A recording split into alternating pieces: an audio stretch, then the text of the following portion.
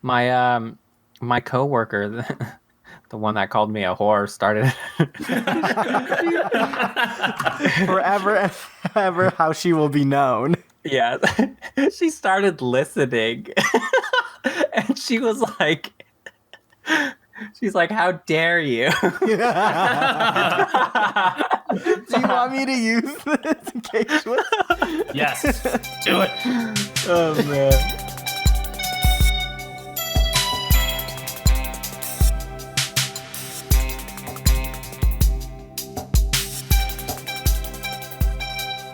Hello, listeners, and thank you for tuning into Those Nerds Over There. This is an enthusiast podcast centered around celebrating and discussing nerd culture. We're your hosts. I'm Alan. I'm Sal. And I'm Jake. That's right, folks. The man himself, Jacob, Am is joining us once more. The man himself. I mean, you are men, right? Was it? I mean, you're... We've talked about this before. You're like the part of the impetus for the creation of this podcast, Jake. Oh, that's really touching, actually. I guess I am the one who introduced you to, right? Exactly. Oh, that's so nice. And also, you got married recently. Oh, yes, that's right. And you guys both... So here's the thing. How did you guys enjoy yourselves that whole week? Go ahead and tell all your listeners whether that wedding was a flop or not. Jacob, I can tell you honestly, that's been the best wedding I've been to thus far. It was the only wedding I've been to since I hate weddings. So. See, so this is important. I was so touched that Sal came out for my wedding because I know Sal doesn't like weddings. So when he was like, "Yeah, I'm coming with Ted," I was like TBH. That was the most touching thing I think you've ever done for me, Sal. And it will not be forgotten ever. # you're welcome. The whole time during the week, you could see his skin just sizzling since he is just repelled by love. But you know what? He stuck through it. And towards the end, his skin was completely charred. Oh, yeah. But yeah, that was such a great time. I mean, the greatest part, I think, obviously the ceremony was fantastic. I love my wife, but man, it was great seeing you guys and getting those initial 2-3 days to just hang out, play Magic, catch up, watch dumb YouTube videos, and just feel like how it was when we were younger without a care in the world. Oh, it was fantastic. But I just loved your guys' ceremony and the reception so much. For one, it felt super organized. Yeah. What? Isn't that how it should be? You would hope, Sal. One would hope. Have you been to a lot of weddings where they're not organized like that? Yes, and also just hearing about them and just be like, wow, they really rushed into it. Well, good job, Jake. You nailed it. Yeah. Oh, sweet. I'm so touched. I told people what to do and they listened. Yay. Yay. Yeah, thankfully everything was really smooth. Everything got together good, and you guys made it awesome. I was even looking through pictures, and I was just like, "Oh, this was just so nice." Oh my gosh, the pictures are so nice. One of those pictures is on my Twitter profile. Oh yeah, I gotta upload one of the boys because we got one with just us three in it. Wait, is that the one on your Twitter profile? No, but I think that's the one on our Instagram Instagram.com/ThoseNerdsCast. Hey, there you go. Dude, you guys looked hella dapper. It was nice. All the groomsmen, you guys all looked so good. I always wear clothes I bought from Walmart. So it's nice to see once in a while that when you put on nice clothes, you actually look good. Whoa. Who would have thought? Say, I think I can speak for both Sal and I that I still wear Hot Topic skinny jeans. Well, I don't know. Maybe Sal's changed. Do you still wear Hot Topic skinny jeans, Sal? Yes, asterisk, because I don't wear skinny jeans at work because that would be a nightmare. They look so sexy, but they just don't work when you're trying to work, you know? Yeah, I mean, because I have to lift things and stuff all the time, so sure, it's not fun. Oh yeah, I forgot also, going to a totally different subject. Did I tell you guys that I got a job bartending? Whoa. Whoa. It's at an Olive Garden. but So it's Olive Olive Garden's great. Classy AF. yeah, it's pretty dope. I start training pretty soon here in a couple weeks. I'm totally stoked. Nice. Now you're gonna actually learn how to mix drinks properly. Yeah, legit. Like next time, I'm taking a bunch of classes in drink mixing now. So like next time we get together, I can actually make you guys really good mixed drinks. You laugh, Alan, but this dude will put like 90% alcohol in a drink. And I'm just like, are you trying to kill me? Oh my goodness. Okay, you gotta caveat it with things. I'm used to just sipping straight whiskey, so like the 90% doesn't matter to me. I forget that not everybody enjoys just sipping liquor. Jake, there was the moment during the reception when you guys were cutting the cake and pouring the champagne, and I think we all thought the same thing, because you completely filled yours and Hannah's champagne flute. And we're like, oh goodness. I won't confess to having an alcohol problem on the podcast, but I might have a problem. Just a little bit of one. All right. Don't tell my wife, who's also in the room right now listening to me. Oh, no, now she's looking at me. Everything's okay, Hannah. I heard you. I think she heard me. Literally. Everything's okay. All right. Anyway. Yeah. So Right. should we get on to the Yeah, we really question or something? All right.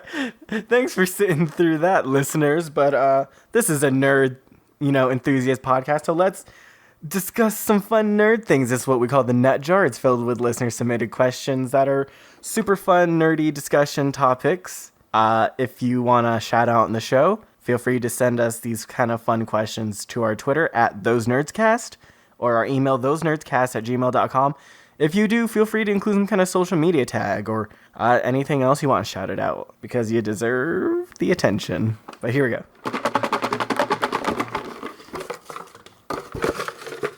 Since these things are like color-coded now in the jar, since I write them on different colored sticky notes, I can kind of tell when they were added in. Oh. That's cheating. I mean, that doesn't tell me what the question is until I open it like just now. And this week's question comes from a friend of the show, Sal, Miss Lacey K. Art. Oh. Okay. Lacey K. Art? Who's that? So she's one of the artists we met through Kazel, or at least I did. Oh. And we got this question from her during Amazing Las Vegas Comic Con. You can find her on Twitter at LACYKART or on Instagram, Argent Kitty. Yes. So, I mean, before you ask the question, I'm pretty sure she goes by Kat, but I actually bought a SpongeBob pin from her. Yes. I retweeted the potential giveaway she was going to do with the anime SpongeBob pin. Yeah, Oh. it's a very kawaii Disney. It's SpongeBob with like these very big anime eyes, and he's like doing his whole like rainbow thing. Imagine. SpongeBob-kun. Oh my god. Exactly. It's so good, and it's like sparkly too. It's great. All right, but Kat asks, what's the worst comic book adaptation, and what would you adapt? Oh, okay. The worst comic book adaptation. The worst comic book adaptation. Oh boy. Ooh, I'm gonna have to. Dang it. Can I just caveat all this that I love DC? Like, I'm a huge hardcore DC fanboy. Before I just rip DC a new one. Oh man. Oh man. You know what? Sal, Go why don't you go on. first? No. You go first, Sal. I don't want to start this. It's just gonna be really negative for me. Okay, my problem is, so we're talking about bad adaptations, right? Yes. Mhm. But what if you actually liked the bad adaptation? Is it still considered a bad adaptation? Oh. I mean, it seems like you're describing it as objectively bad. So my example would be like, which is probably not the worst, but the Tim Burton Batman movies. Like, have you guys seen those? Tim Burton? Yeah, it was Tim Burton, right? That's like the Dark Knight ones? Oh no. No, That was Sorry. before. It was before. Right. So you're talking like the one with like poison ivy in it and stuff, and like Yes. The one with poison ivy in it. and the penguin, right? Yeah. Yeah, it was Yeah. Tim Burton. Okay, I Yeah. thought I was going crazy for a I don't second. think I know this one. Is this the Yeah. old one with Adam West as Batman? I don't think it was Adam West. I think Adam West was before. No, I know what you're talking about. It also had what's his name? The dude with the frost. Dr. Freeze, is that his name? Michael Keaton as Batman. Is this the one where they have very defined abs? Yes. Which is how I need to remember this. Yes. Anyway. All I remember is one scene of Robin just getting covered in slime. Anyway. Wait. I have to ask one more question. Apparently we're all too young for this. Go on. Is this the one where Ivy tries to seduce Robin? Yes. And- Oh my gosh. He kisses her, and then he pulls off his face and is like, "Rubber lips kick your deception," or something like that. Yes. Okay. Oh, So these are very objectively bad, right? But they're like so funny that I actually like them. So is that considered a bad adaptation? I always thought that was one of the movies that was just like self-aware. Right, but I don't think so. Being self-aware isn't bad, right? no. I think a bad adaptation would be something where it's not from the source material or it deviates from the source material. Because you can have a good movie that's not actually an adaptation of the comic, right? Would that be one way of describing it, maybe? Oh, that would be like bad in the sense that they didn't do a good job adapting the source material. Right. Yeah. So that would be like a bad adaptation in that sense. But maybe you guys are talking about more like just a failed attempt at a movie altogether. Well, because so adapting the source material and adapting a character are two different things, since usually the source material is just pulling from a certain story, whereas the character is way broader. It's kind of funny because we always do this before a question. We argue the semantics. We argue the semantics. But it's important. You gotta know. Otherwise, we're just talking about different things. People asking her the question are probably like, this is not what I wanted. Sorry, Kat, but no, I interpret the way you're thinking, Jacob, of just like not literally, but I guess just based on whether it was enjoyable. Okay, yeah. Okay. See, I'm more with the enjoyable, right? Because under the first criterion, a show like perhaps Teen Titans, right, is a bad adaptation because it doesn't follow the source material very well. But it's still a good show because it's good writing, right? Good character development. Right. And it's funny you say that because Oh no. Titan season 1 has been probably the worst adaptation. Yeah. I mean, it might be recency bias, but like, I just don't like it. So let's talk about this for a second, right? DC has been getting backlash for the past, I mean, maybe 5 or 6 years especially, that all of their different things that they're doing, all the movies, all the TV shows, right, are too edgy and too dark. Like, to the point that it's just kind of cringeworthy. So what's the deal with Titans? Like, it's almost like they just, put the notches up a little bit, right? Right. What's the deal? Like, did they completely ignore the critique altogether? Because I remember that was a big thing with Suicide Squad, right? That got adapted, and everyone was just like, this is the cringiest thing we've ever seen. I don't think Suicide Squad was very edgy because that was a more self-aware movie. Mm-hmm. But yeah, I don't know. It's weird that they went in this direction.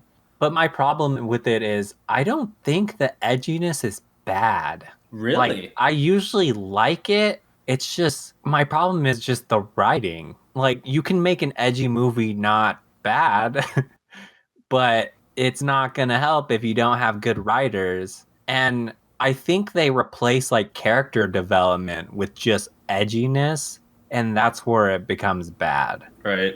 I'm trying to think. What happened to that one IP that they were adapting? The one with all the really bombastic, strange characters? Doom Patrol? Yeah, Doom Patrol. What happened to that? Because I heard that was very edgy as well. But I wouldn't call it. That one's also very self-aware. If anything, it's campy.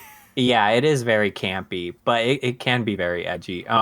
That show is phenomenal. really? Yes. And it's getting a season 2. Oh, thank so. goodness. Dude, there's a scene of Negative Man singing Kelly Clarkson that I still go back to. That's great. Oh man. Oh yeah, 95 on Rotten Tomatoes, 9.5 out of 10. It is so good, dude. Wow. Okay, well I'll definitely have to check it out. I didn't know because I've been kind of going off just what I hear. So maybe then a better question is this: why, despite the fact that DC is producing all these awesome, really good quality, things like this, why is the still resounding idea by most critics is that they're too edgy? Because that's all I hear, despite not even watching the shows. I think that's kind of just the direction they go in. And I talked about this like 2 episodes ago. I think so Titans was their like first attempt as a series, Yeah. and they kind of used it as like a testing ground to see like how far they can push the edginess. And I think that was their problem. And after that, they were like, okay, maybe we need to dial it down. Then they made Doom Patrol and Swamp Thing and Harley Quinn, and all these other things are really good. They're also edgy, but they know what they're doing now. Mm-hmm. That's my answer. Next. I also have something from recency bias, if you don't mind. Sure. Okay. And this one might be a little unfair because it's Dark Phoenix. And Sal, you had brought up how on earth do you adapt Dark Phoenix? Yup. Oh man, I remember when we talked about Dark Phoenix, and yeah, I was saying how like impossible it is to adapt, but I was kind of hopeful because it looked like they were doing some things right in the trailer, but then you watched it and and did not like it, so I never even went to go see it. Yeah, I saw it, and I mean, I'd never seen. I thought it was okay. I could see where the problems were, but my sister came out of that theater like angry because she loves X-Men, and I'd never seen a movie do that to her before. Oh Wow. Yeah, and it just got so weird in the latter half of the movie where you knew that the side characters they had introduced, okay, they're gonna die, obviously. Right. But it just got so weirdly uber violent. Oh, okay. Yeah, I'm like, what the? So it very much like deviated from the source material that we were talking about. I don't know. I think the problem was just like I guess the cinematic fluff. Oh, okay. Yeah, because there's the whole like climax is this train fight scene. And And that's all it was. There was no story with it. I think they just wanted a really, Hollywood high action scene. got it. Man. Yeah. X-Men does do that a lot, where they do these very high concept fight scenes that don't matter.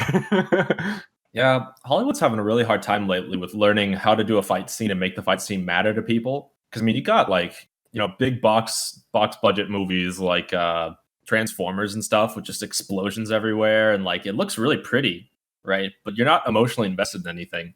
Yes, that makes sense. So it's like, oh, give them the benefit of the doubt because like that's what they're doing. But Marvel has shown that they can do those scenes right, and they have so many examples of it that this shouldn't be a problem anymore, Right. but it is. Well, yeah, Marvel actually respects their characters though. Like they understand that the driving force of a movie is the characters, not the conflicts, right? Like what makes you interested in a conflict is because of the characters connected to it. And that's why it was such a big deal. You had like the first what was the first movie? Was it Infinity War where like, Thanos had to snap and he messed up like a ton of people? That was such a big deal, not because of Thanos or the conflict or the stakes. It was because of the characters, right? You grew up with these characters. You watched these in different movies. You watched all their character development. You saw them come together. You saw their conflicts. Especially, in Civil War, you got to see a lot of how they function, their ideals. So you're really attached to these characters. So when that happens, you don't care who Thanos is really. I mean, you don't really care that Thanos is really evil. You don't even care about the stakes that much, right? Like if Thanos snapped his fingers and none of the Avengers were affected, you really wouldn't care that much. But because you get to see the Avengers actually like fading away into dust, you're immediately like, oh shit, like this is serious, right?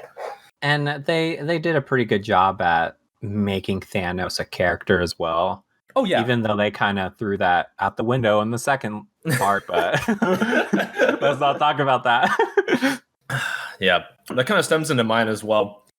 I guess a huge grievance of mine with DC properties and how they deal with their movies right now they hike up the stakes and they do a lot of really big cinematography, like big battles and stuff, but they leave the characters completely in the dust. And I guess my frustration most peaked at Batman versus Superman. And I know it's like an age-old topic and everybody's already kicked it, but I'm going to do another kick towards it because I'm so upset with it. So I'm not crazy familiar with Superman. I've read New 52 Superman and I love it. Really? Yes. Okay. I cheated though. I didn't buy the comics. I'm sorry. I'm poor. All right.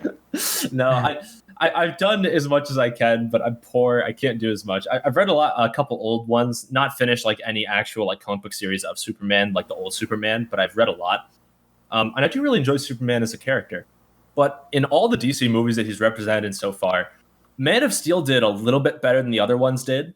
But it's almost like Man of Steel had this trajectory on Superman to make him less human and more alien.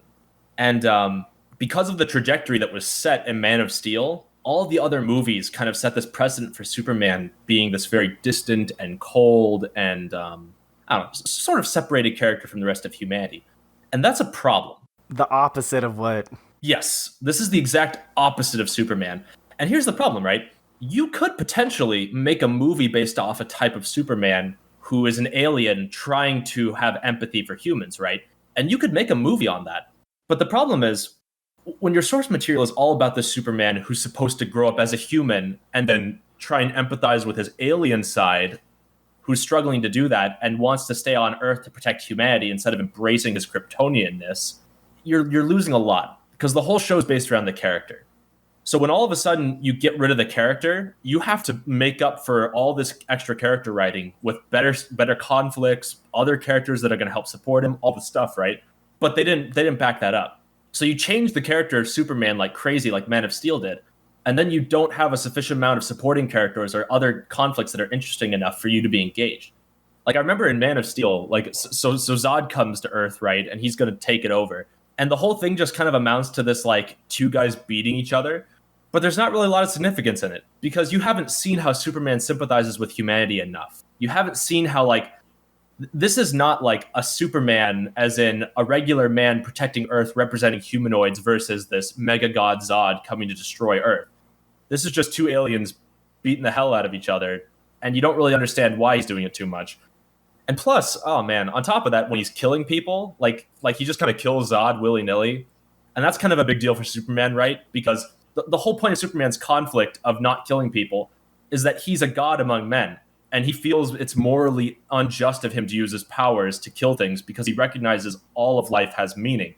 I guess in a sense, like if you're looking at Superman objectively, right, his life is much more worthwhile than all the other lives, right? Because he's a super god. He has all these powers. He's Kryptonian. He's so much better than everybody. But what makes him so appealing is despite the fact that he's in this crazy powerful spot, he empathizes with people. He cares about individuals. He cares about people where they are. He grows up in a normal family, and he cares for people who are really to him like ants. And that's what makes him so wonderful to watch, is you get to see like all the beauties of having the power. Like it's always a great thing to watch people who have power, but then empathize and use that power for good and helping other people, even though they don't need to. Because it encourages us to do that. It helps us to kind of see that in ourselves sometimes, and we like that. That's all good stuff. But when you make Superman instead of this empathetic human being who found out that he was a powerful god, instead into this uncaring, unempathetic guy who struggles to relate with people, it's just really jarring and it's not enjoyable to watch. And then when you start having him kill people going against the source material, you kind of just lose the whole identity of Superman completely. So I'm really not a fan of that. I don't like what they did to him. The Batman v Superman was just, that was just the best I can describe it. It's just a clusterfuck. It's horrible. Oh man, there's so many fonts in which to go about this. Batman, correct. But so I want to point out, I feel like you just wanted to rant about how poorly they did Superman, but you are talking about Batman v Superman, not just Superman. So this goes into the rest of it though, because they also changed Batman. Because Batman also just kind of kills willy-nilly and is crazy violent, like ridiculously violent. And I know like there's I'm trying to think. What are the two comics, Sal, that what's his name adapted into his films for The Dark Knight? I'm pretty sure it was The Dark Knight Returns. Dark Knight Returns. But so that was kind of the precedent that he adapted for his films. And then everybody just kind of after that assumed that Batman was just really dark, grim, gruesome, and like hurt people a lot. And that kind of got overemphasized later in Batman v Superman, which, yeah, made it a lot worse. Batman was like no longer Batman. He was like kind of a caricature of Batman who just uses violence whenever necessary and just murders people outright whenever he feels like. The whole conflict between him and between him and like Superman, I like the idea of it, right? Like having a conflict where it's like, yeah, Superman's really dangerous. Maybe we shouldn't trust him, right? Look at all the destruction he causes. That's wonderful. But they don't focus the whole thing on that conflict. It almost becomes a side conflict. Yeah, and it's kind of like, man, I hate this guy, but I don't know him. Right. And then how they solve that, right? It's like, his mother has the same name as my mother. He's not evil. But here's the thing, right? What if they took that in a different direction? Wait, what? Okay. Did you not watch Batman? No, I didn't. What are? Oh, Are you telling me that's how the conflict was resolved? yeah. Okay, Yes. so Batman is like on the verge of killing Superman, and Superman like screams out, "You need to save Martha," and Batman's like, "Why are you saying my mother's name?" And Superman's saying, "That's my mother's name." And so Batman's just like, "Oh, okay," and he just stops killing Superman. And it's like, well, this must be a good guy now. So here's what would have been genius if they went for it, right? So if they would have spent more time building the narrative that Batman sees Superman as just completely unhuman, completely, right? They hint at this, but they don't really drive this home. So then if they would have emphasized, forget about the whole thing with both their mothers having the same name. That's just dumb. Instead, have Superman cry out at the very last breath, "Please just save my mother." And at that moment, Batman realizes, like, holy shit, this guy has a mother. Like, this is not some kind of just inhumane alien. He's a person, and he has family that he cares about, and he empathizes with people. This is not like... So this is why you have to talk about empathy to start with, right? Because they sell you this Superman that's not as empathetic as he should be. So there's no reason for Batman to see him as an empathetic character who cares about humanity and who's not just this crazy god. But if they would have played with those elements more and built up Superman as this empathetic character, and then at the conflict, instead of this dumb Martha thing like, "Oh yeah, your mom has the same name as mine, so I'm not going to kill you now." Instead, it's this, "Oh man, you actually have a family. Like I have a family. And your mother's in danger just like my mother was in danger. And if I'm killing you..." So see, now because Batman kills, you can't do this anymore, right? Because he's just killing people willy-nilly, you can't do it. But if they would have not had him kill people willy-nilly, and Superman was actually the first person he was going to kill, as he's about to kill him, he realizes, oh my goodness, this guy has a mother. If I kill him, I'm no better than the person who shot my parents. I'm no better than the person who took my loved ones away from me if I'm killing this guy who has a loved one. They could have done so much with this. But no, none of that. They just didn't even bother, It's asking too much of Zack Snyder, I think. But so here's the thing, right? It seems like it's insignificant to change the characters a little bit along the way to tell a darker, more gruesome story. But when you do that, you can't have the same narrative weight when it gets to those really difficult decisions for the both of them. And if they would have stuck better with the characters, you could have had a scene like that go from absolutely stupid and nonsensical to, whoa, this is really serious. Like, Batman is finding his identity as a superhero, deciding whether to kill Superman or not. Well, that's the problem, though. At this point, Batman has already been a superhero and is done with it. And so he's coming back to it. Right. Which is also a bad place to start. Yeah. This sounds like the Titans Robin, the Dick Grayson in Titans. Yes, it does. Yeah. Oh, man. It's just really pathetic. For one, they messed up all the characters, and then they tried to have multiple conflicts because they were really, really rushing, especially Zack Snyder was rushing to get his Justice League show out, and it just flopped. And I don't know, I'm sure there's problems all along the way. I'm sure Zack Snyder, for one, had a big hand in it because he's the main director. But I'm sure there's a lot of other forces like time cuts and pushing to get those kind of movies out. Nevertheless, it's a horrible adaptation for a lot of reasons. But I think that's definitely one really solid example where the adaptation was a lot worse because the characters weren't adapted properly. Like your whole explanation on Superman is like the reason I always go when I talk about every time I talk about Superman, I usually start off with saying people don't like Superman for the wrong reasons. Exactly. Because they don't know who the real Superman is. They only Exactly. know what they've been force fed. They're learning though, right? So there's that. I hope so. Dude, like, real Superman's so cool, too. Like, he's got little snappy one-liners, he says. He's charismatic. He's fun. He's really just, of course, because, he's Superman. But he makes jokes, right? He's a person. He's fun.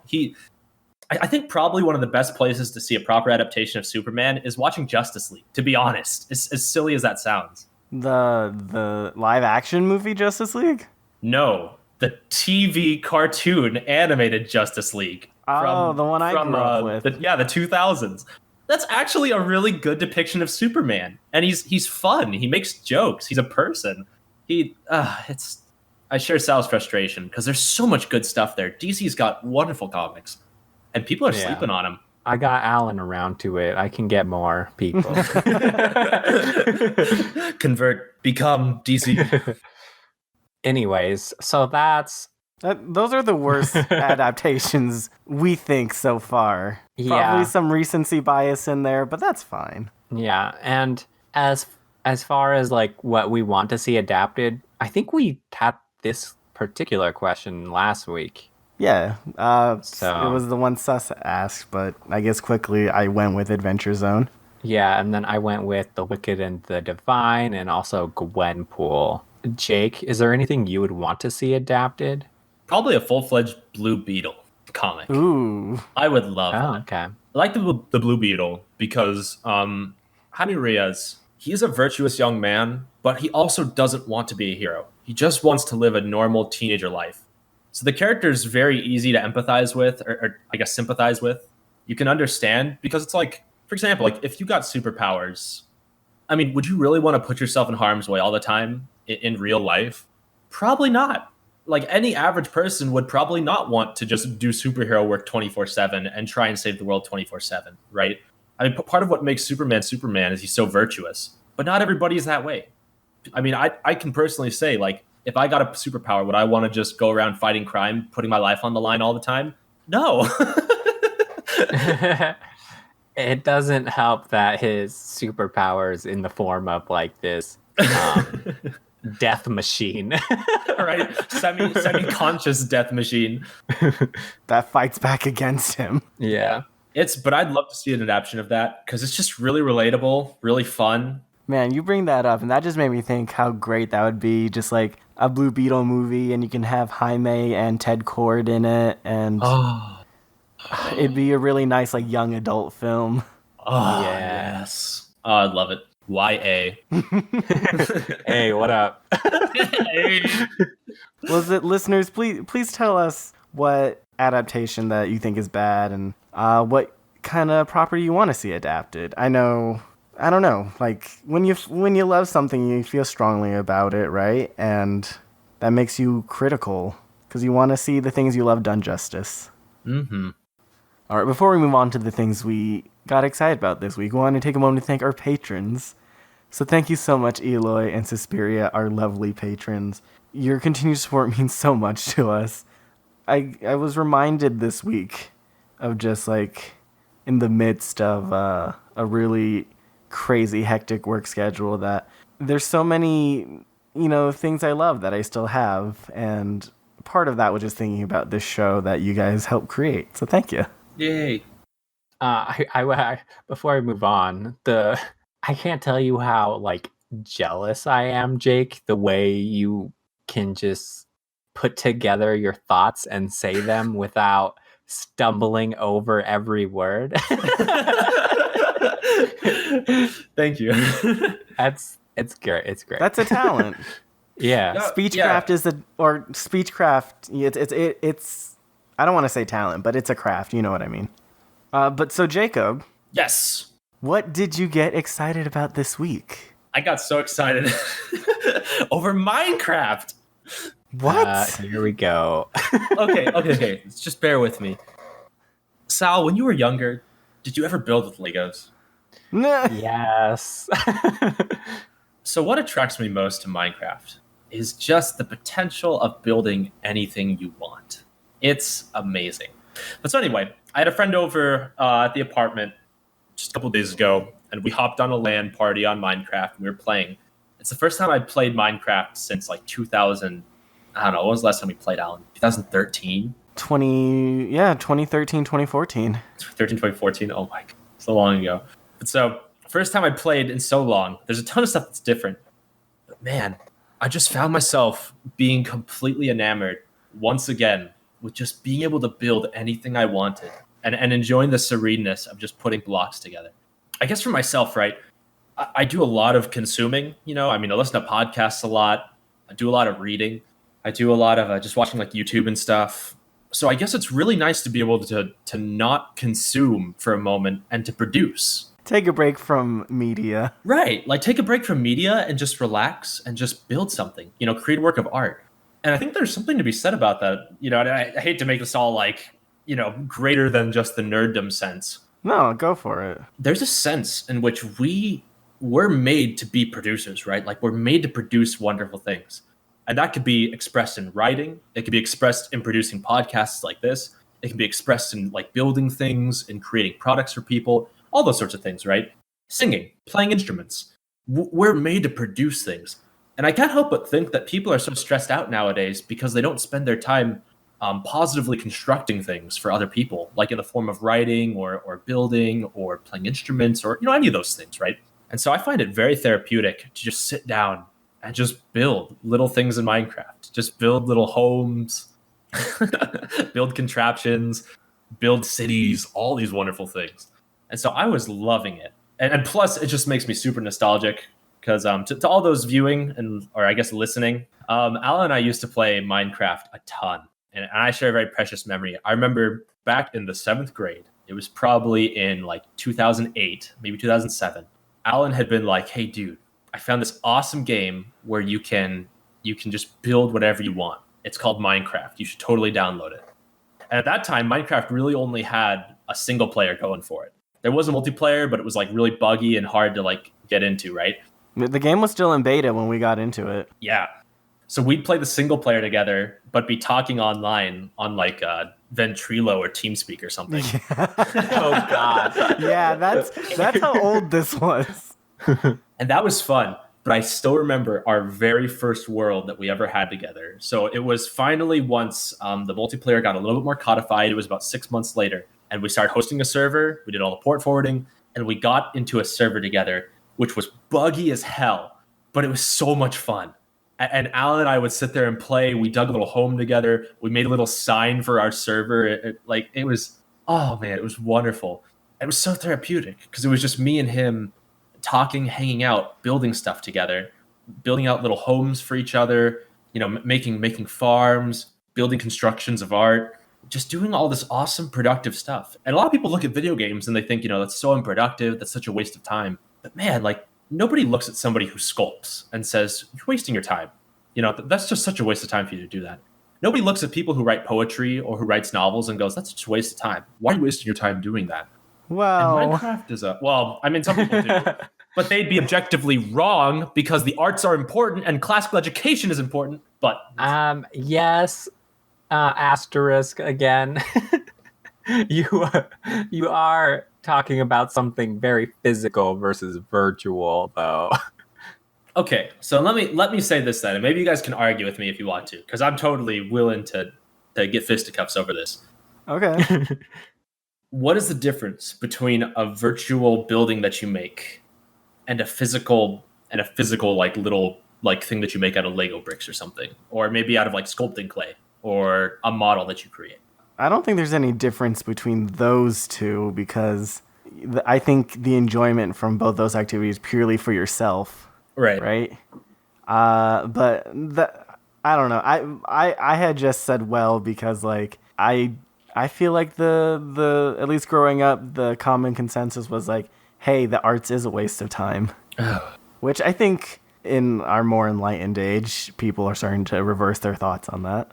I don't talk to enough people. Do people still think that the arts is a waste of time? That's really sad if they do. I mean, older generations still do, I think. The problem I had with that was if you're doing something purely for the enjoyment, then that's fine, right? Both of them are Sure. very equal. But like with the arts and stuff, it goes far beyond just making something just to make it. So I don't know if that's a fair comparison. Okay, no, I see what you're saying. Maybe I won't take it that far at least. But at the very least, just being able to express yourself in a creative fashion, I think is very helpful for a lot of people. I think there's a lot of depression going on nowadays that would be I mean, people have depression for tons of different reasons, right? Yes, But definitely. I think one reason why a lot of people suffer a lot from depression is a lack of expression through the form of producing. Because constantly consuming things 24/7, it doesn't satisfy, right? A large part of being a person and living a satisfied life is producing things. It's producing beautiful works. It's producing things for other people. It's a lot more than just consuming as much as you can all the time 24/7, right? Satisfaction doesn't come from just consuming as much as you can. Satisfaction comes from enjoying connections with people, producing with other people. And you can see this in real life. Is what's more fulfilling, right? Just reading a bunch of books or actually finishing something that you've been working on for a long amount of time. Reading books is wonderful, right? But being able to finish a project that you're working on, whether it be, in the arts, whether it be a building project, whether it be whatever, there's a lot of satisfaction that comes out of that. And it's definitely not saying that that would solve all depression. Of course not. Depression comes for so many reasons. I mean, chemical imbalances, entire culture of not having a lot of face-to-face dialogue anymore. It can be a lot of reasons. All the social reasons, like we can spend hours on sociology. Oh, sure. It's just a side idea, though. I'm sorry, I talk too much, but I just love the idea of producing. I love the idea of being able to express yourself creatively. Self-expression is a really important factor in just feeling good, like feeling nice about stuff that you do. Self-expression is fantastic. To your point, literally making this show with Sal has the effects it's had on my own mental health is just astounding. Like prior to this, I had always just wanted to hey, I want to make something. I feel trapped because I don't know, maybe because I was studying biochem and it was difficult to say the least. Sure. Yeah. So just an act of creation. I don't know, the feeling you get from that. Oh, absolutely. So Sal might know her. Rick and I shared the same teacher, but I had her for a 12th grade English class, and he had her for a middle school class because she switched schools. Her name was Miss Penkowski. Are you familiar with that name, Sal? Yes, I'm very familiar with her. Well, yeah, I know. Rick loves her. She's a wonderful teacher. But I got the best advice ever from her, and I think this is kind of where a lot of my thoughts on this kind of spring from. When there were periods where I would feel depressed or just feel dissatisfied with my life or feel down, right, in general, she told us, the whole class, and I really took this to heart, try just writing. Write how you feel. Produce something, and it will make you feel better. And lo and behold, dude, I mean, you go out and you just start writing your feelings down in a journal. Just writing makes you feel better. Producing anything. I don't know what it is, if it's just ingrained in humanity or something, but we just feel better when we're producing something. When we can write something, when we can produce works of art, when we can produce podcasts, when we can do things for other people, it just feels good, right? I mean, you don't have to do a scientific research study on how doing good things for other people makes you feel good. I know you, Sal, one of the ways that you produce, Sal, is you love giving gifts. You take so much joy, and I've watched this, and I'm actually, low-key, one of the things I most appreciate about Sal is just how thoughtful he is when he gives gifts. And even the act of giving gifts, I mean, you can testify this to yourself. Doesn't it just feel wonderful to get a well-picked-out gift for somebody and just feel like you produce so much for them and they get enjoyment out of that? Yeah, to hop on to your point, producing or just being creative in general when it comes to your feelings, it not only helps in the act of doing it, but once you're done, it makes you understand what you were feeling in the first place. And knowing and unpacking that, I think is a good step to like, okay, this is what I was feeling. Now I can like accept that and move on. Good stuff. But yeah, that's what excited me this week. Just Minecraft, being creative, thinking about how that helps us in our daily lives.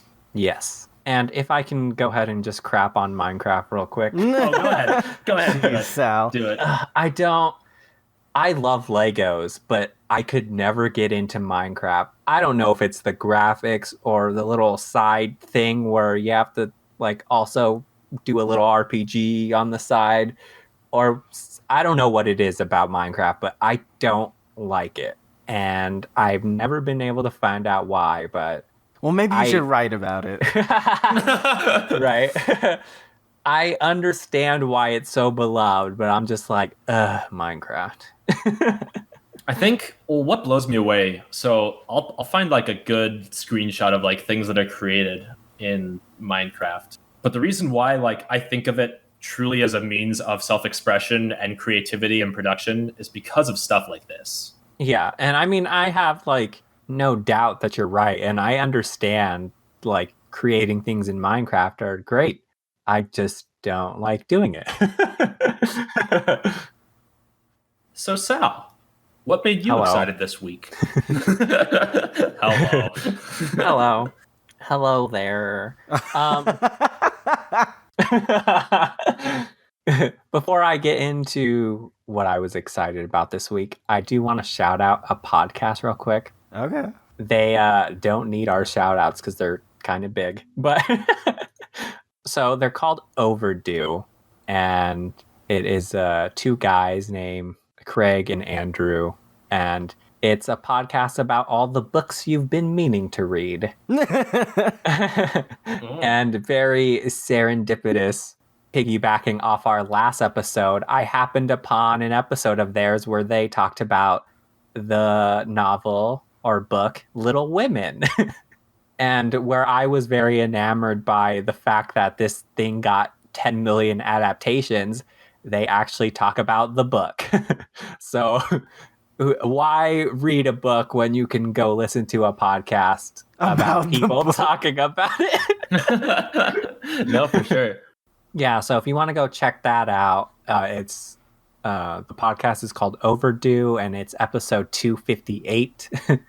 One thing I did learn is one of the adaptations that I happened to miss that they talk about is it got an anime adaptation. No, no, you can't. You can't, Sal. You can't do this to me. Sal, I leave myself very vulnerable to you in the making of this show. You can't do this to me. Oh man.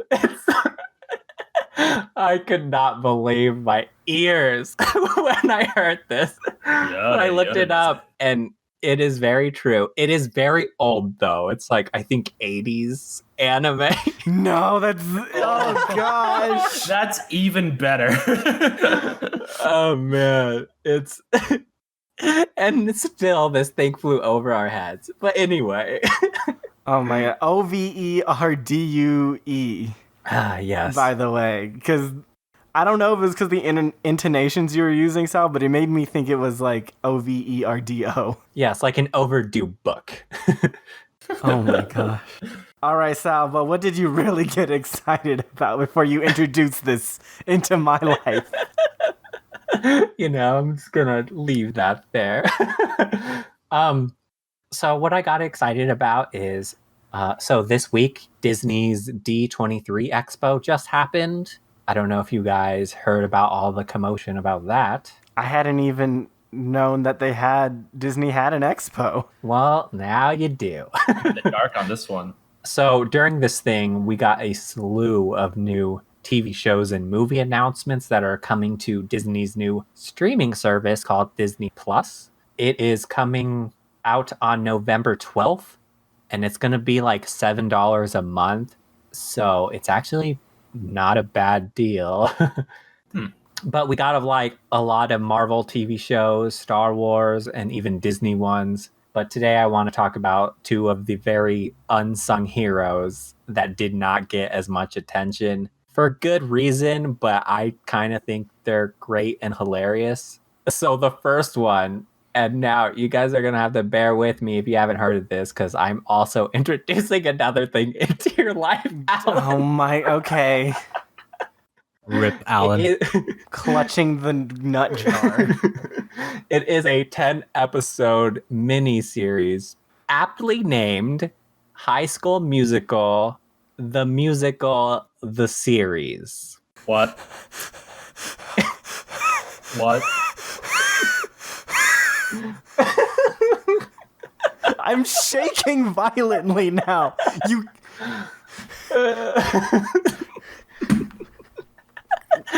Why? Okay, go on.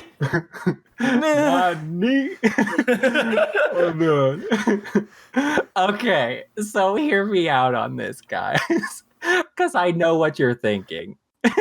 Do you? Do you know what I'm thinking? I don't know what I'm thinking. I can't. Well, I'm just like, my cheeks hurt from laughing so much.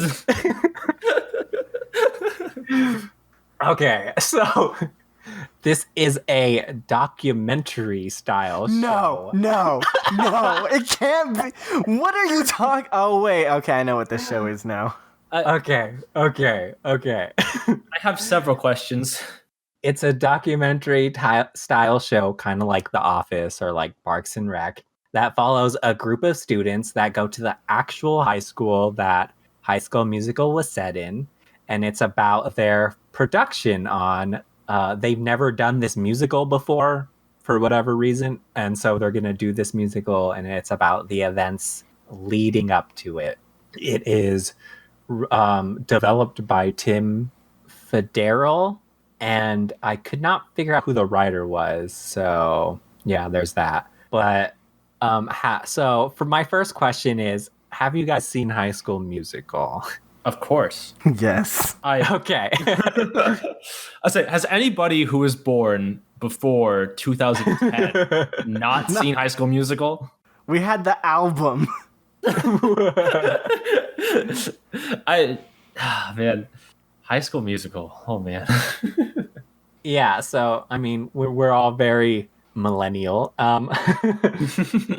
So yeah, it's gonna be a TV show that's about this, and I know it sounds very cringy, and I think that's because it is, and I think it's actually intended to be that way. I think it's kind of a parody on the whole genre and just High School Musical in general, and I think that's why I like it, because when I first heard of this, I kind of had the same reaction as Alan, just maybe not as Full body. full body. Dynamic. But then I watched. Yes, that's perfect. But then I watched the trailer and I was like, oh man, this is bad, but in a good way. Oh. So I'm gonna show you guys the trailer real quick. Oh. Okay. What's the target demographic of this? I'm just curious. High schoolers, it's very YA. I mean, Oh. it has to be. No, it has to be us though, because we're the people that actually saw High School Musical. I know. See, I figured it was True. millennials, but I'm becoming less sure of that the more Sal talks about it. It's so it is, but it isn't, because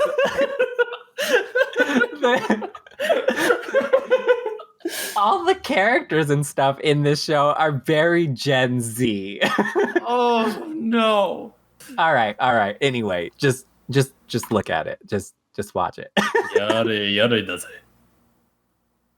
Wow, they really. The Office was the very apt description, because that show makes me die of cringe. You don't like The Office? I don't. I know, my hot take. I don't think The Office is palatable.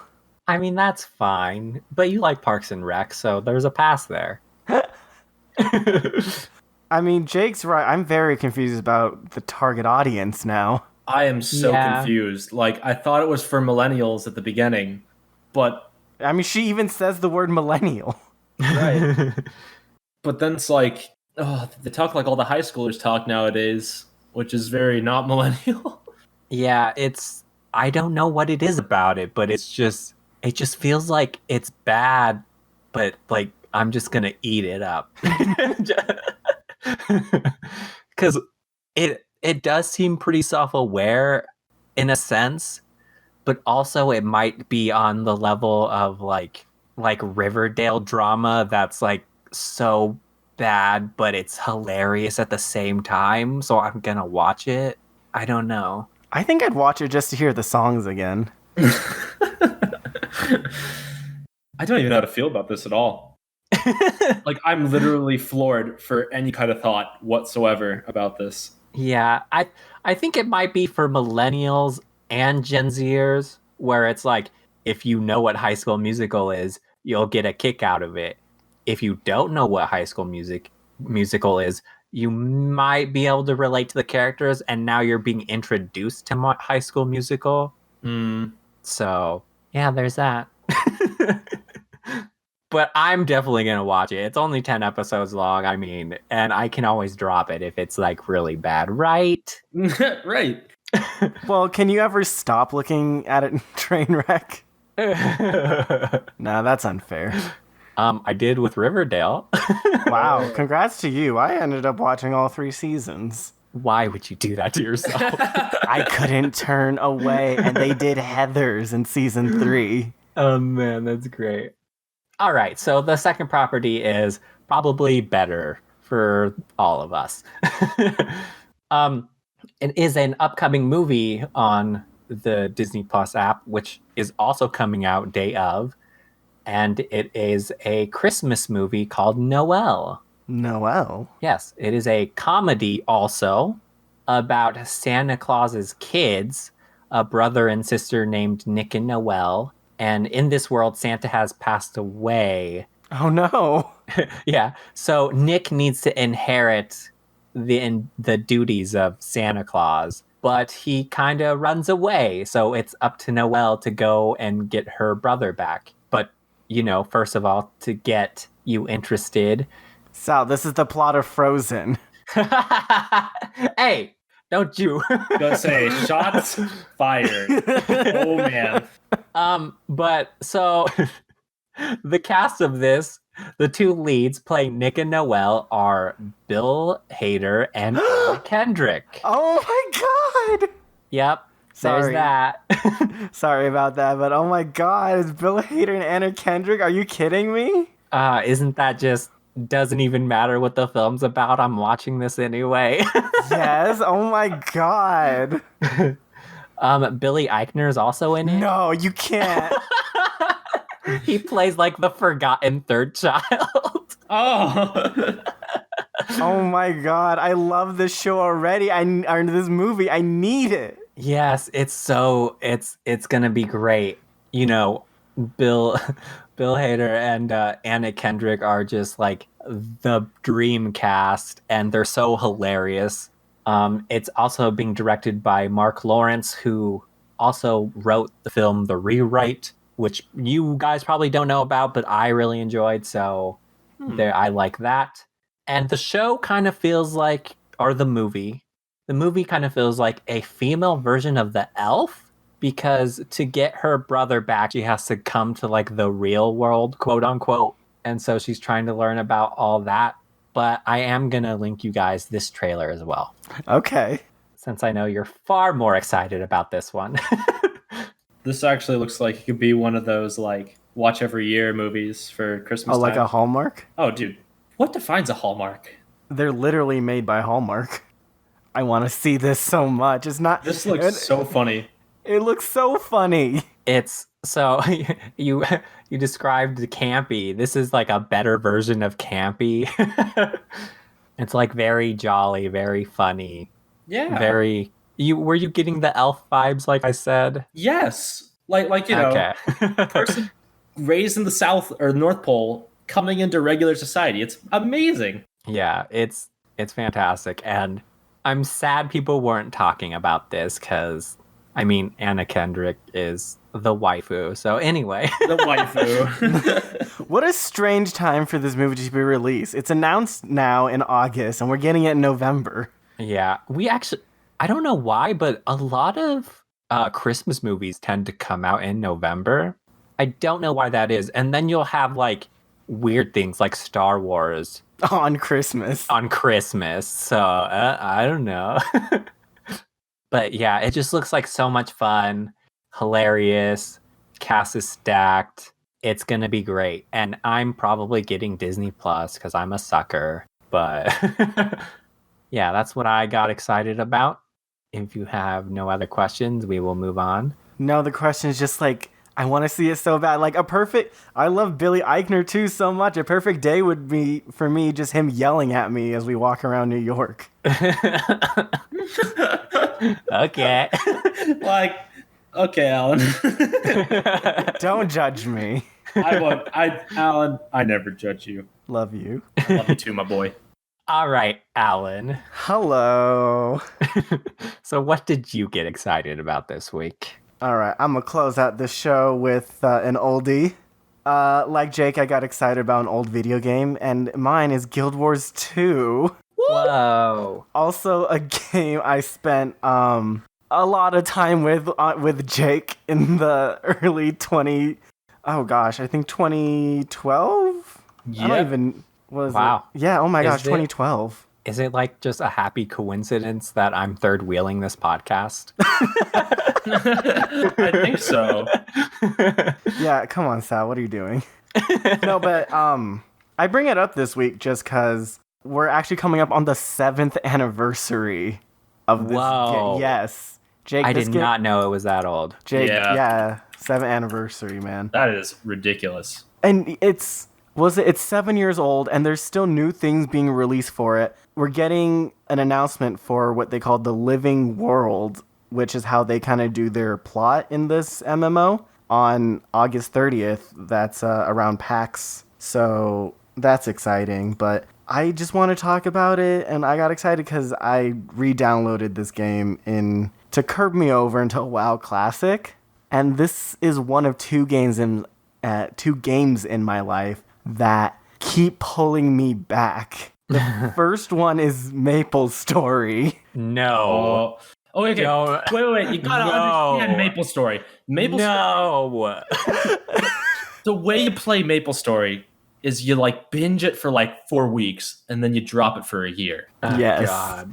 And No. that keeps happening to me. But it's like the worst thing because every time I do that binge, Jake, I never have fun.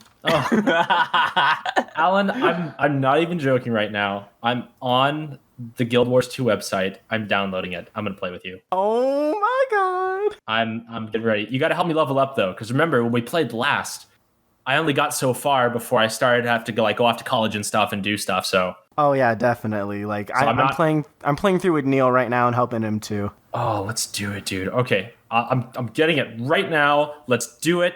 But we're not playing Maple Story. No, oh god, no. No, that's every time I download Maple Story again, it's like I know too. It's a self-fulfilling prophecy.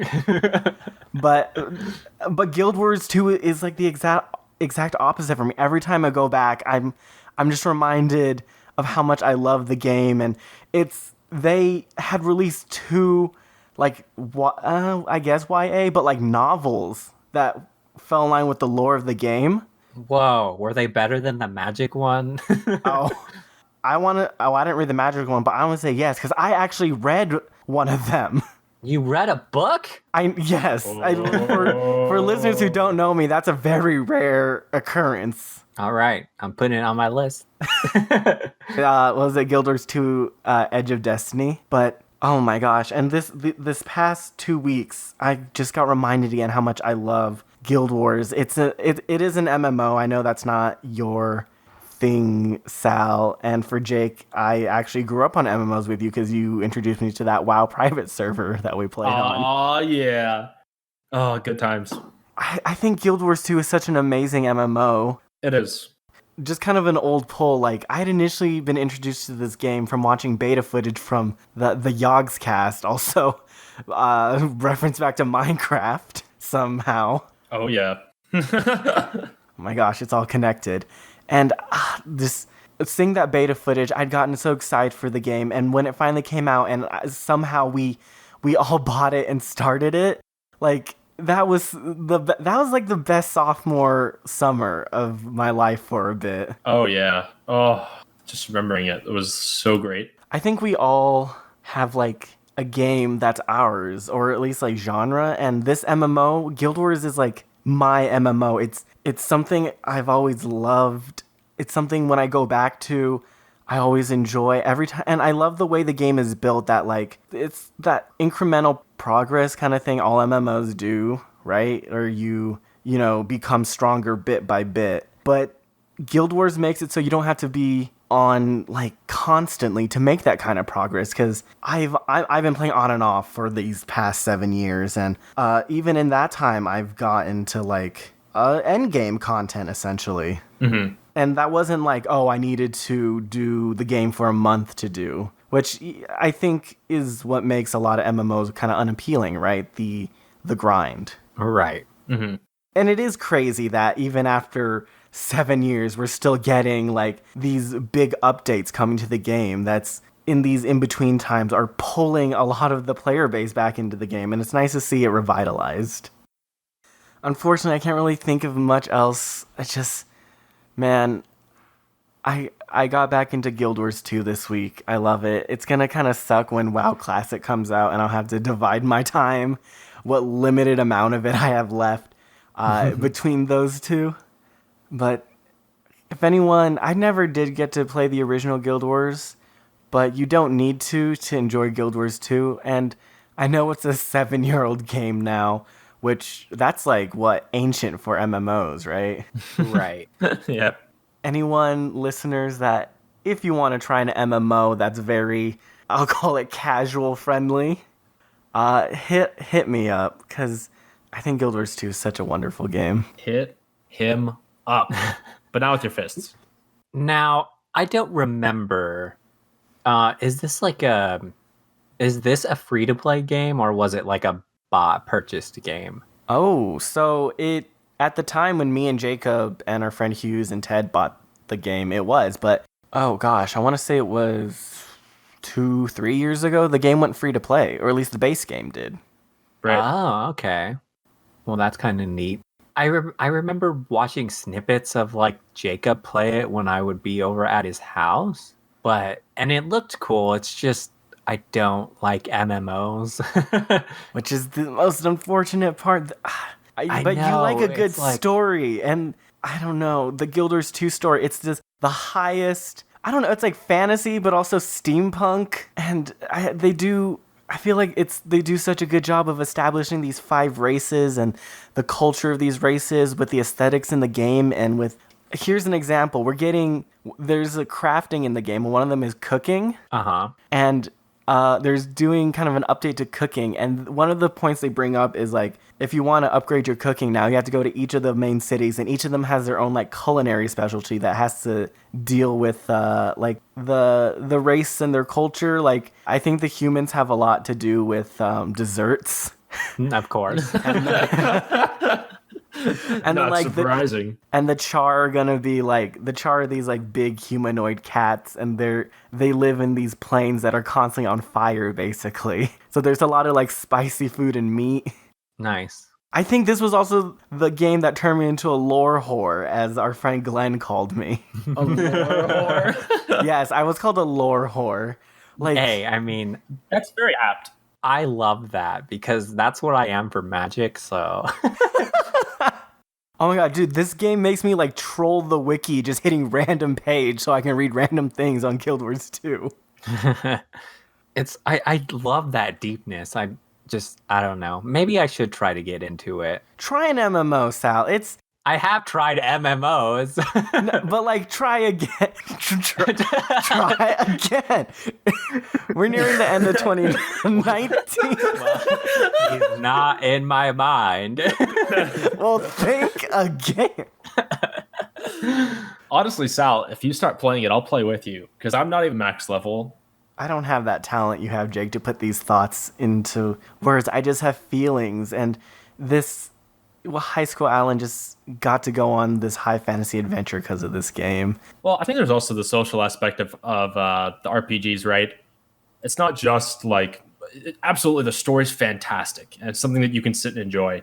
But there's also the social aspect of being able to enjoy things with other people. And that's why RPGs had such a like well, especially maybe not just RPGs, but the MMORPGs, the massive multiplayer online ones. There was definitely something special with enjoying this game together, growing up and being able to start it together that I don't think I would have enjoyed it the same way if it was just me as an individual popping in by myself, right? See, that's kind of where my problem lies, though, with MMOs.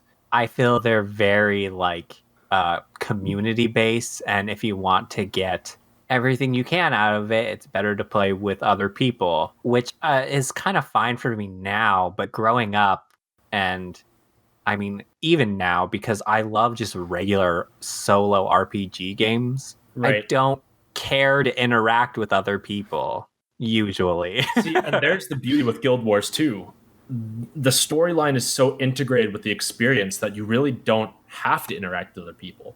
Like for me, I enjoy the storyline, but my favorite part is the interaction. But for Guild Wars, if you enjoy the interaction, great. If you don't, the storyline's fantastic as well. So you can enjoy the best of both worlds or enjoy one over the other. No problem. Even gameplay wise, like you don't have to. Like these 7 years, I was just a solo player, dude. Right. And that's why it's holding out so well. Because I mean you got games like World of Warcraft, there's a lot of quests, a lot of core key quests that you really can't do by yourself. You know, there's no means for you to do that. And that sucks because you don't have friends all the time who just want to play World of Warcraft 24/7. But in Guild Wars 2, they make it very easy for a single player experience to be had, and a really good one at that. And because of that, you can totally do it single player and have a ton of fun and enjoy the really invigorating story that it has to go along with it, which honestly makes it kind of a cut above a lot of the other RPGs nowadays, or at least the MMORPGs. It's really good. I can't sing Guild Wars 2's praises enough. It's fantastic. Jake, you did remind me though of just like there is a community aspect to like MMOs, and I wanted to highlight something that happened to me in Guild Wars 2 that was really really great. It was 2 Christmases ago that Guild Wars, they do this every year, but they have a Christmas event, and community members organize a Secret Santa online, and this was during one of the months I picked back the game, and I entered it. But, you know, I think it has to do with the winter time. I think that's when a lot of depression sets in. Mm-hmm. Right. I think just like being shut in and everything. So awkwardly, I kind of wrote a little sad message to my Secret Santa. I had asked like, hey, I don't really want anything big this year. If you could just send me items that reminds me of the characters we've lost in the game. It's just kind of remembrance of them. And this was the letter they sent back to me with some, might I say, some very good in-game items. It was, dear, my in-game name, Ariel Eyes, I bring you these gifts to help you remember all the sacrifices our dear friends had to make in the past, but also remember the many great times you had with them. And since it's Winter's Day, we should be happy for all the friends and companions around us, and celebrate that every fight that is behind us or that is coming, they are standing with us. I wish you a wonderful and happy winter's holiday. Your secret toy maker, Darla. That's is so wholesome. adorable. It is. You just reminded me of that, Jake. That really warmed my heart. And oh my gosh, they gave me an item that really did make me tear up. It was a character from the game that I loved, and unfortunately they did pass away in the game. But now I always have them with me in a weird kind of sense. That was what we got excited about this week. Minecraft, Disney Plus movies / TV show. Gosh, Sal, I can't believe I'm gonna ask this. What was the title of the High School Musical one again? It's High School Musical, the series. Whoever named it, man, give him a raise. That's genius. Noelle and Guild Wars 2. Listeners, thank you so very much for joining and enthusing with us this week. If you like what you heard, consider sharing it with a buddy so you guys can nerd out together like we just did. If you'd like to help out the show, then review on our iTunes or Stitcher pages. They go a long way towards podcast visibility. If you have any recommendations for the show, feel free to put them in the comments of our SoundCloud page. You know, anything like show improvements or things that you think we should check out because you love them. If you want to see pictures from our recent convention coverage or the pictures from us from Jake's wedding, that's on our Instagram. If you like what we do here on Those Nerds over there, and you want to help produce the show, then consider becoming a patron. You know, it's thanks to the support of our patrons that we get to set aside this time each week to really create and be happy about the things we have in our lives. And we try to create some bonus content for our patrons. If you want a place to hang out with us, then feel free to join our Discord. We have dedicated channels for topic discussion, show improvements, and nut jar offerings. We're on there pretty frequently posting, pretty great things. Links to all these pages can be found on our website, thosenerdscast.wixsite.com/home. That's WIXSITE.com/home. Jake, do you have anything to plug? Sure. I do a podcast that circles around theological discussion, philosophical discussion, and history. It's called the podcast is called Burning Bones. You can find it at burningbones.org. I think that helps preface a lot of the discussion we had earlier. Because Jake, you really love philosophy. Yes, that's probably why I delve into that stuff a lot. Because I think about humanity. I think about why we're here. Lots of what affects us as people, what we are essential as people, what makes us people, and that kind of gets a little bit into why I talk about being producer versus consumer, right? Because both those portions are what make us full people. And when you don't express one of those, if you cut off either being a producer or a consumer, you also cut off your ability to express yourself as a person. So, but yeah, that's why I get into a lot of those discussions, because that's what interests me. I'm a big nerd with philosophy, theology, and all that kind of stuff, and history. So yeah, so if anybody enjoys that kind of stuff, if you want to hear it, we talk about it more from a Lutheran perspective, because both my partner and I, Dave, are Lutherans. But if you like that kind of stuff, you like hearing talk about philosophy, theology, what it means to be a person, all that kind of philosophical stuff, you can find that over at burningbones.org. Sal, do you have anything to plug? All right, so if you want to find me on social media, I'm at Salzik on Twitter and Twitch, and then I'm at Mr. Salzik on Instagram, and you can also find me on my blog, gotamoment.com. I just got to check out his blog more. I haven't been reading it enough, but I know both you and Hughes are putting stuff on there, right? Yeah, I mean, mostly Hughes. I need to start going back more. For sure. Yeah, it really is like Hughes' portfolio. Yeah, it's pretty. Hughes does a lot of stuff on there, so I'm just like sprinkled in. But I try to produce some content. For sure. And you can find me on Twitter at ArielEyes_. I don't post too much, but it's a good way to get in contact with the show. Or you can always get in contact with us on Twitter at ThoseNerdsCast.